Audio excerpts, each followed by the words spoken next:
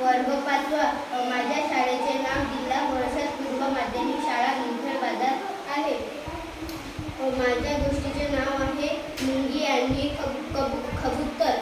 एका जंगलामध्ये मुंगी आणि कबूतर राहत होते. या दोघांची खूप मैत्री होती.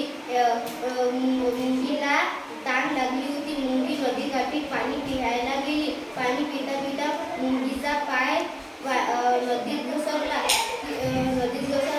ते कबुतराला दिसले.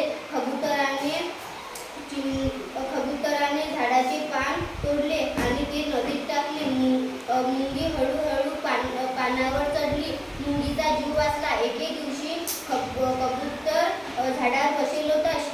जंगलात शिकारी आला. शिकारीने कबुतरावर नेम धरले.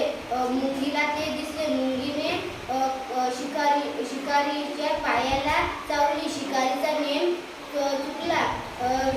शिकारीचा जीव